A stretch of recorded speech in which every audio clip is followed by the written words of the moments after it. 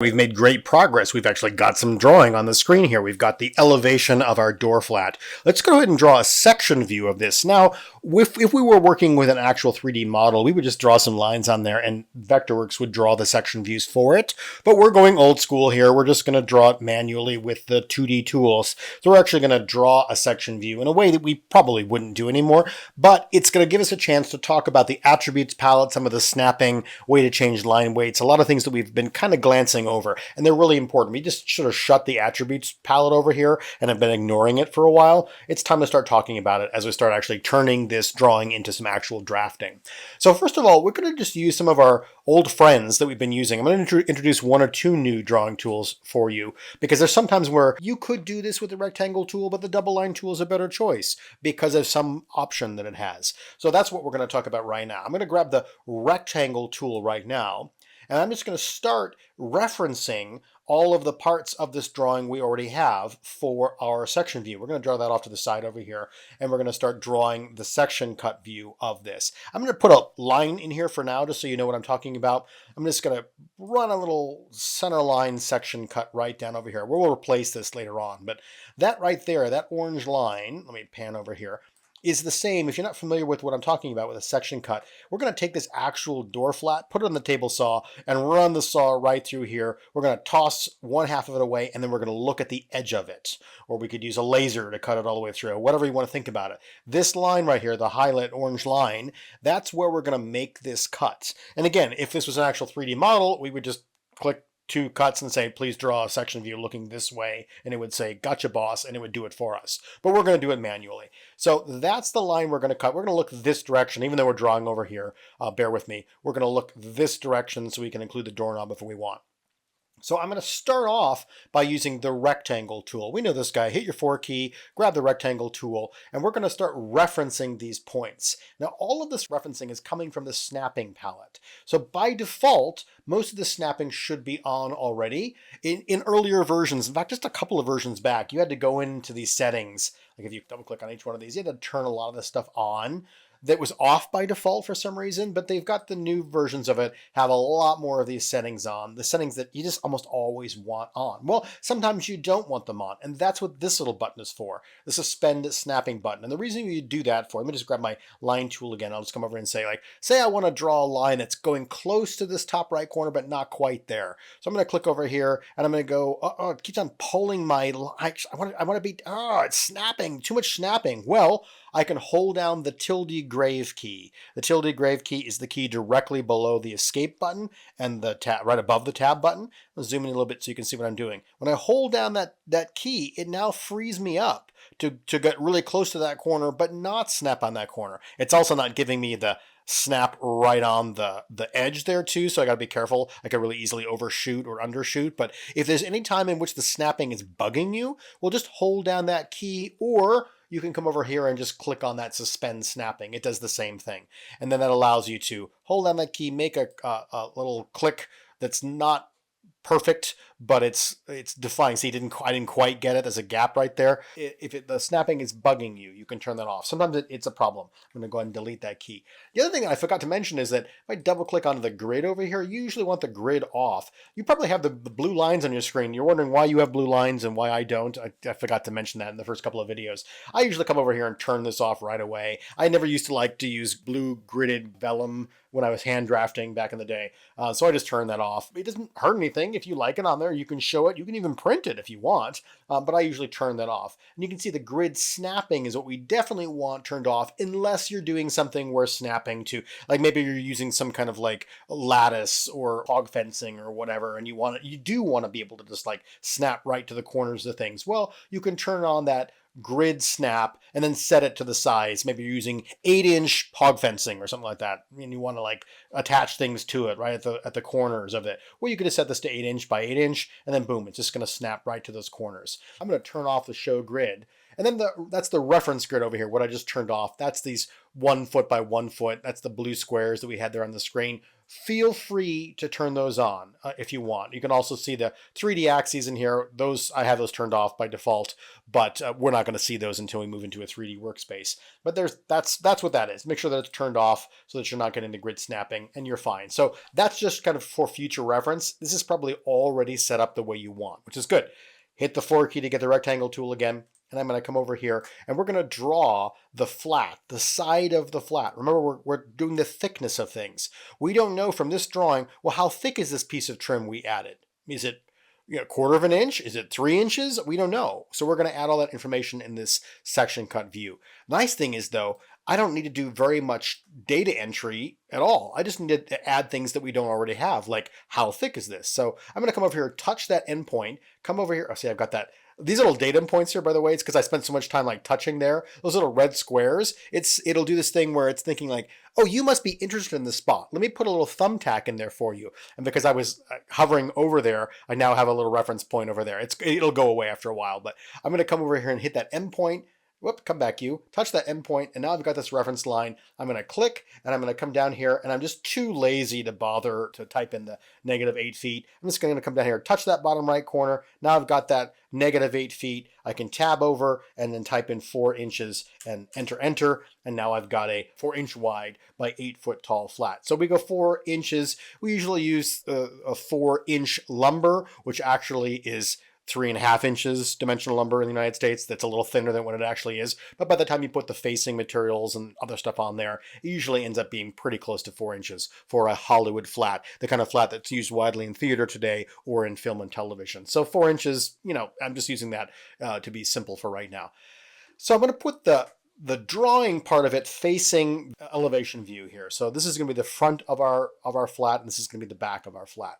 So I'm going to just go ahead and use the rectangle tool over here to draw this 6-inch trim over here. So I'm just going to touch those 2 endpoints. That's my 6 inches. All I need to do now is hit the tab key to get that X field. I'm going to type in -2. We'll just make this 2-inch trim around the wall there. So -2, enter, and enter. And the reason why I needed to type in the negative, remember, is it's positive going left to right. It's negative going right to left. So since we're drawing in this direction, when we did all this drawing, we were drawing from here up. Bottom left corner, drawing toward the right and drawing up. So everything stayed positive. But remember, you don't have to always draw in that direction. In this case, we want to draw backwards. We want to draw in the negative direction here. So we're just going to want to hit that negative key.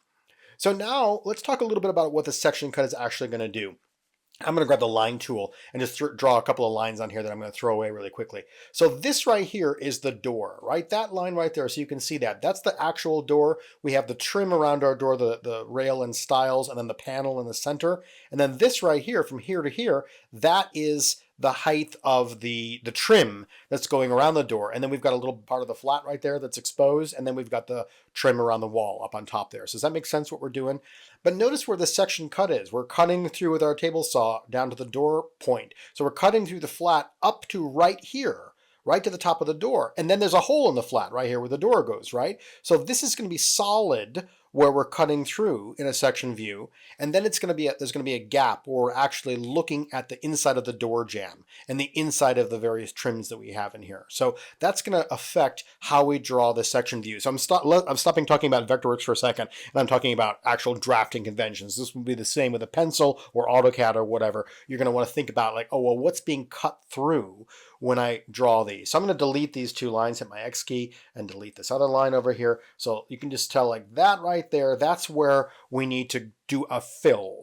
So what I'm actually going to do is use the rectangle tool one more time. I'm going to grab this guy, go to the top right. I'm going to come down here and just touch that spot where the door is. I don't need to type in any numbers right here because I can click again, and that's perfectly made the fill. So the fill that we're going to add into this is going to be done with the attributes palette. So we'll talk about this more in a bit here. We're going to change the fill to a solid color, although you could use a hatch like we would do with a pencil back in the day. And then we're going to beef up the line weights of these in in a bit. But let's go ahead and finish drawing these shapes here, and then we'll talk about the attribute palette in some detail. We're almost done with our section view, actually. So now what we need to do is come over here and add this trim. And the reason why this trim is going to be cut from here to here is that if you can think about this in 3D, this is, pushing off of the face of the flat. Here's the face of our flat. This is pushing off 3/4 of an inch. We'll just say it's 1 by that we've just stapled to the front of this flat. Well, here we're actually cutting through the 1 by. But as soon as we get to here, well, we're not. It's over here, right? We're going to be looking at the side, the 3/4 inch side of this. So that's not going to get the cut fill. So for that purpose, again, we can just go ahead and use the rectangle tool since we have it selected. Why not? It's not hurting anything. I'll click right there. I'll touch that one over there. And then I'm going to come over and say -0.75. And then I'm going to hit the enter twice there. And that's going to give me that 3/4 of an inch. Now you can type in 3/4. I just tend to work with decimals, but whatever is easiest for you. If it's easier for you to think about it as 3/4 of an inch, you can type in 3/4. Either one is fine, doesn't matter.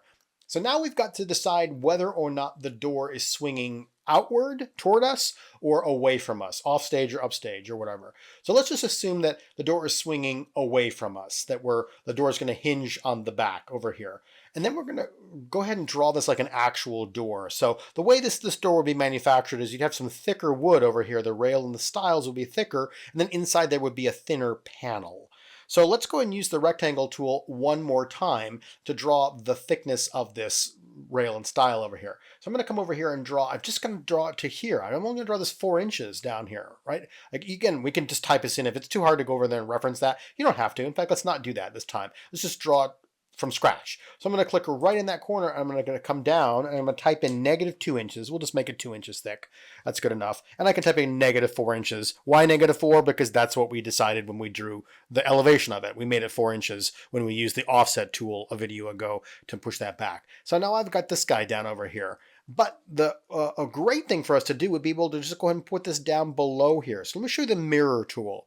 So because this is your very first time using the mirror tool, we're going to do one extra step to make this really simple for you. I'm going to hit the X key and I'm going to go ahead and select the flat here, the 4 inch by 8 foot. And I'm just going to grab the handles over here. Remember, if you don't see these handles, make sure you have the interactive scaling mode turned on. I'm just going to grab this top handle. I'm just going to grab it and just snap it right down here to the inside here. We don't actually need it up here anymore because we've drawn this rectangle where we're going to fill. We're going to use our gray fill. And the reason why I did that for right now is that it makes the center of this object really easy to find when we do our mirroring. So you want to use the mirror tool. You want the mirror part, the plane that you're mirroring on, to be something that you can find fairly easily. So just by doing that little extra step that we didn't really need to do for the printing, we just did that because we don't need it up here anymore, and it's going to make this mirroring really easy. So I'm going to select this little rectangle, and I'm going to come over here and find the mirror tool. It's 2 triangles playing tennis. So there's 2 triangles looking at a dashed line, and I'm going to click on that icon or hit the equal key. You can hit the equal key as the keyboard shortcut. I'm going to come up and make sure that we're in the duplicate mode, which is the mode we should be in by default. If you wanted to flip it, I don't want it to be up over here. I just want it to be at the bottom. I put it in the wrong side. Well, you could just flip its position in standard mode, but we want to make a duplicate of it. We want to leave this guy over here and make a copy of it down below. So let me just show you how this tool works. I have it selected and I have the mirror tool selected. So all I need to do is find that center point again. So that center point this is the tennis net of our tennis court. You can kind of think of it like, where is the mirror plane? So I'm going to click right there on that center, and I'm just going to move horizontally in either direction. It doesn't matter. The horizontal is the important part.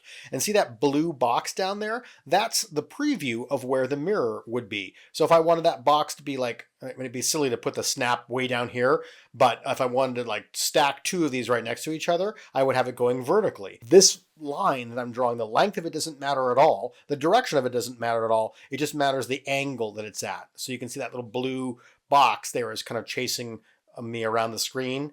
So I want to make sure that it's going horizontal, and then I just click again. As long as it says horizontal, as soon as I click, I get the mirror of it down over there. And that can be super useful. You can do a whole bunch of things. If I had a whole bunch of rectangles over here and you wanted to do something symmetrical, I can hit my X key, drag a marquee around all those, hit that equal sign. And if I wanted to put the mirror right over here so it makes kind of a crab shape, I could just come over here and mirror it right there. Perfect, great. Or what if I wanted to make it mirrored up in this direction? Well, I'm going to click right there and go horizontal, and perfect. And I can make a little X shape by going down again.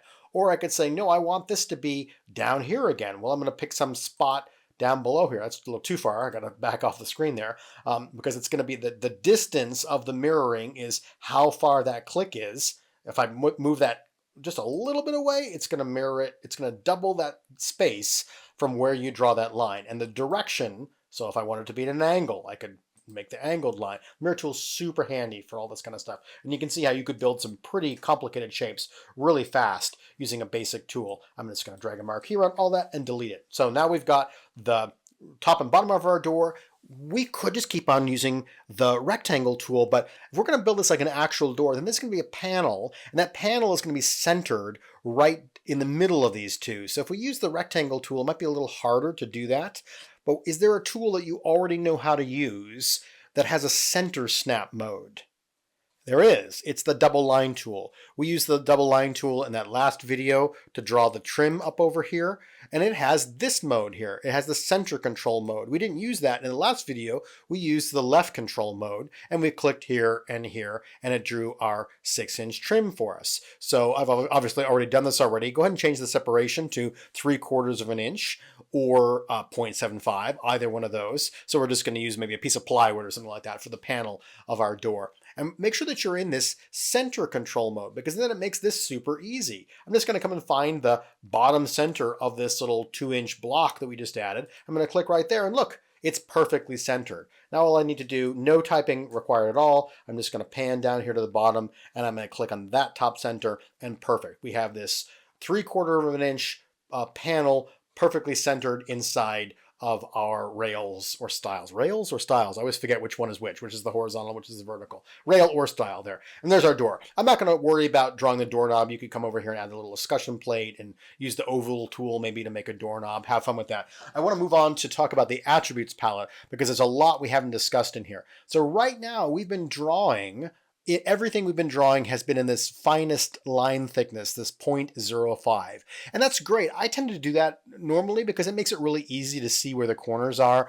And then I'll go in and I'll just change the line weights to the thicker lines when I'm ready to print or save as a PDF or whatever. So what I'm going to do is I'm going to go ahead and say Control A. So Control A selects everything. I'm not going to even worry about deselecting this line because we're going to replace it. That was just there to show you where the center was. So I've selected everything on the drawing. If I did want to save that line, I could just Shift Select and whoops, I didn't hit the X key. Oh my goodness.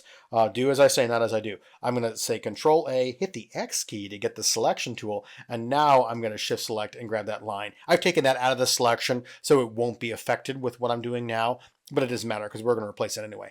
So I'm going to go ahead and throw the thumbtack down, the auto hide, just to lock that open. We're going to be over here for a while now, so we can open up the attributes palette.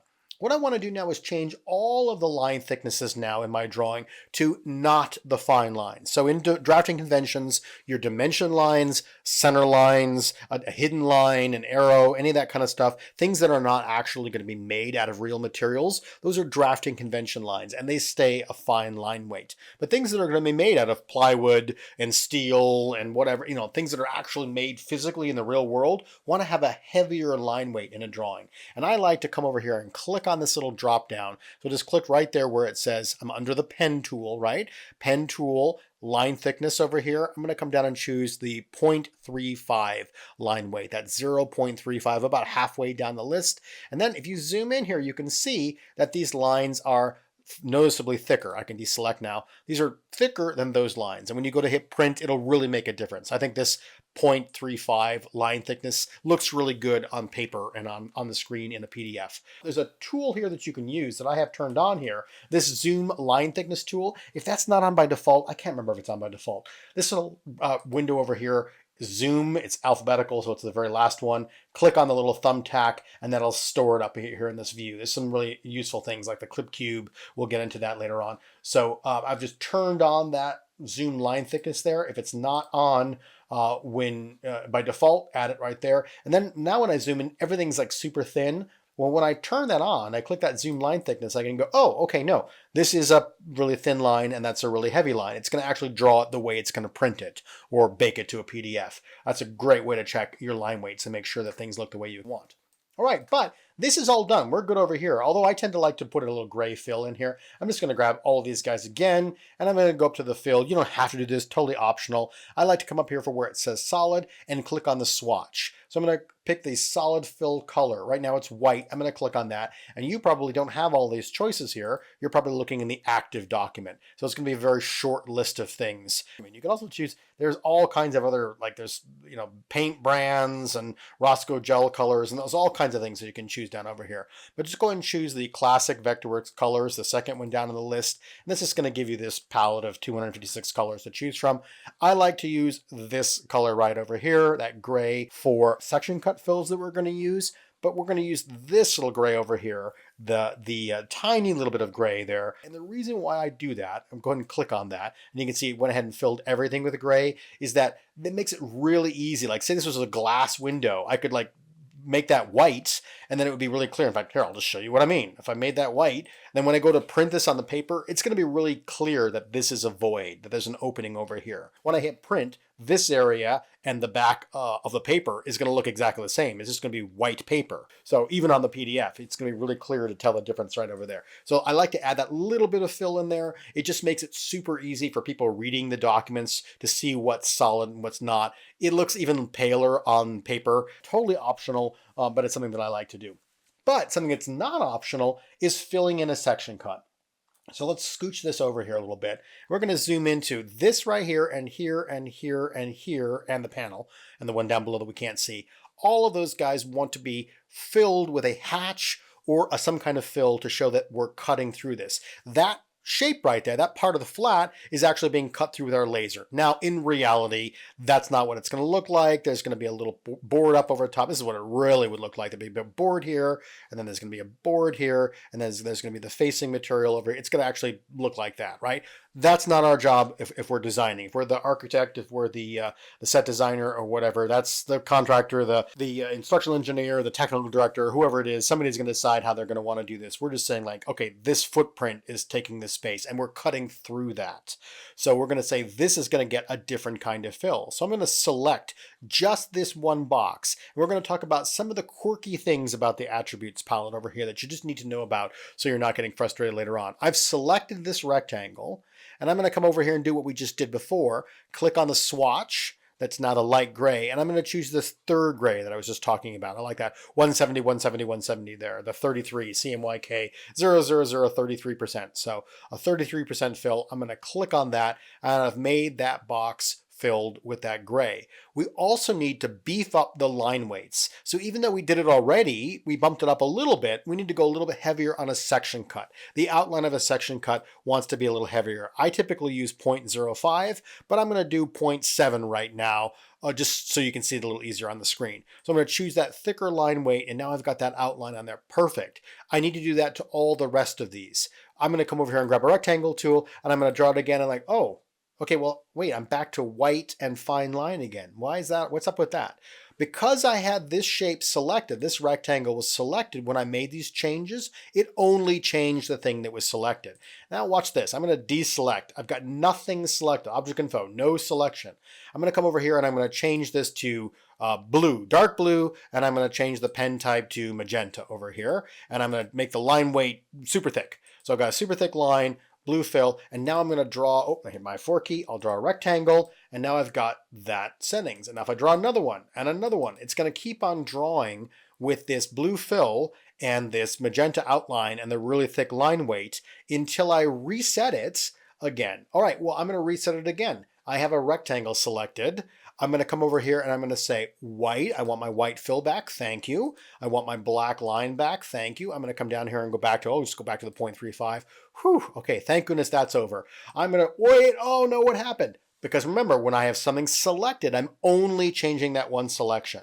In order to do this, I'm going to hit my X key twice or just click on a blank space on the screen. No selection, right? Now I'm going to come back and do that exact same thing again. Give me the white fill again, give me the black outline, and give me a reasonable line weight over here. Okay, now I'm back to white, solid black and 0.35. And now when I hit the 4 key and I draw a rectangle, or I come over and grab the circle tool and I draw a circle on here, I can just keep on drawing these shapes and they're going to have those same attributes. If I change the attributes right now, I'll make the circle green. Okay, great. Now draw another circle. It's back to white again because that circle was selected when I changed it to green. If you want to reset the pen, and sometimes you do, I just want to draw everything right now with heavy line weights and gray fill.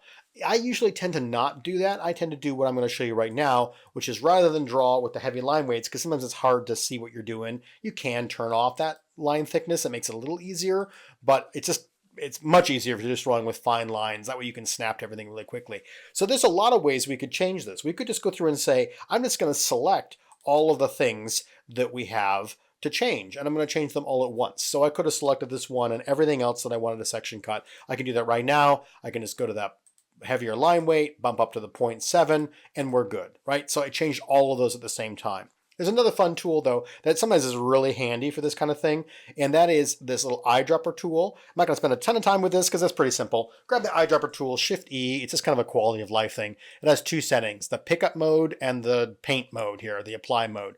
So if you're in the pickup mode here, I'm just going to come over here and click on any one of these shapes that has the fills that I want. And it's just kind of stored that. If you look at the preferences there, you can see it's grabbing the fill attributes and the pen attributes and some text attributes, that kind of stuff. You want to like cut and paste the same font and font size for all your labels. It's really easy for that as well. So there's some things that it does that are super handy. Now I'm going to hold down the control key to turn it into the paintbrush. It's a paint bucket tipping paint in earlier versions of Vectorworks, but now it's a little paintbrush. Or you can just, if you've got a bunch to do, you can just click over here onto the apply mode. And now I'm going to come over here and just apply it to the panel in the middle there. I'm going to scroll down here and apply it to the other end of the door down at the bottom over here. And I can just keep on going along and clicking on things. I can come over here and decide like, oh, I want to do that over there. I'm going to Control Z to undo that. That's the eyedropper tool. It's kind of a fun way to change that. Many other ways.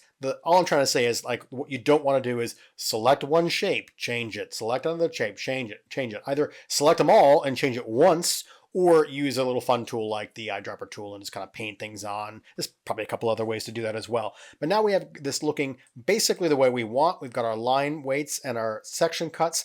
One thing we haven't talked about yet is a dashed line. We're going to go ahead and replace this line right over here, this center line. I'm just going to go ahead and delete it center way. We're going to use a new tool for this. We're going to manually draw with the 2D Polygon Tool. We're going to use the 2D Polygon Tool. Oh, and I have nothing selected. I'm going to go back to my thin line again over here, just because I want this line to be a thin line. So I'm going to go back to the thin line. I've got my 2D Polygon Tool. So what does that tool do?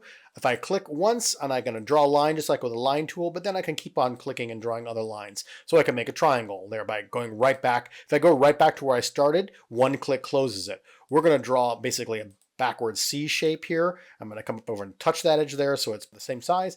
I'm going to double click now to tell it that I'm happy because I've left this edge open over here, and we'll take the fill out, but we'll do it for real over here in a second. So I'm going to get rid of that triangle, back to this guy, the 2D Polygon Tool. And all I'm going to do right now is I want to just draw it right down the center of the object, but I'm going to point the arrow going this direction. So I'm just going to come back a little bit. I'm going to come down and touch that little midpoint there so that I know I've got the center line. If I can get the ref, there it is. A line horizontal, a line, yeah, perfect. Great. I'm going to go straight down over here to the bottom, and I'm going to click again down over here. I'm going to come up and just touch that little endpoint there again. It's barely on the screen, but hopefully you can see it. And then I should get that. There you go. Perfect. Now I've got that C shape.